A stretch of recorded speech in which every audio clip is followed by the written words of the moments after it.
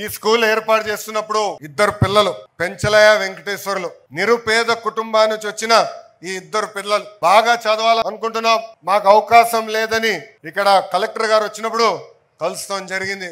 ఆ ఇద్దరు పిల్లల్ని నేను వ్యక్తిగతంగా దత్తత తీసుకుని కేవలం హై స్కూలే కాదు ఉన్నత విద్య కూడా అందించే బాధ్యత నేను తీసుకుంటానని ఈ సభాముఖంగా నేను హామీ ఇస్తున్నా. ఇక్కడున్న పిల్లలందరినీ నేను ఒక విషయం కోరాలనుకుంటున్నా. జీవితంలో మనం ఛాలెంజ్ స్వీకరించాలి. అందరూ ఒక మార్గం ఎంచుకుంటారు, కానీ మనం ట్రెండ్ సెటర్స్గా మారాలి. ఇక్కడ ఉదాహరణగా రెండు ఇస్తాను నా జీవిత ప్రయాణంలో. మొదటిది 2019లో నేను మంగళగిరి నియోజకవర్గంలో పోటీ చేశా. అది తెలుగుదేశం పార్టీ 1980 తర్వాత గెలవని నియోజకవర్గం. ఒక పట్టుదలతో చరిత్ర తిరిగి రాయాల లక్ష్యంతో నేను పోటీ చేశా, ఓడిపోయా. ఓడిపోయిన రోజు బాధ కలిగింది, కానీ రెండో రోజు నుంచి ఆ బాధ నాలో కసి పెంచింది, పట్టుదల పెంచింది.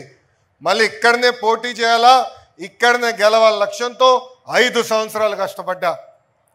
ఆ 5 సంవత్సరాల కష్ట ఫలితం ఆంధ్ర రాష్ట్ర చరిత్రలోనే ఎప్పుడు రాని మెజారిటీ మొన్న నాకు ప్రజలు ఇచ్చి శాసనసభకు పంపించారు. రెండోది, నేను విద్యాశాఖ మంత్రి అవుతాం.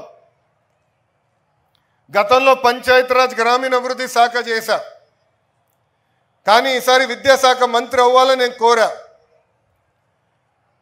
అది టీవీలో వచ్చినప్పుడు చాలామంది సీనియర్ల దగ్గర నుంచి జూనియర్ల వరకు అందరు నాకు ఫోన్ చేసి, అంత కఠినమైన శాఖ నీకు అవసరమా?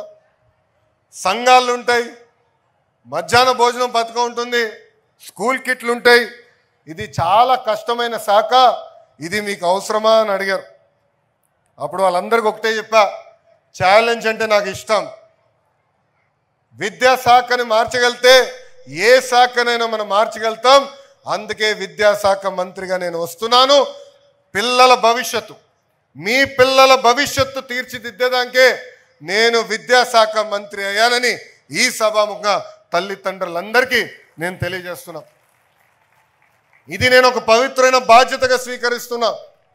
ఫస్ట్ గ్రేడ్ నుంచి స్కిల్ డెవలప్మెంట్ వరకు నా కింద ఉంది.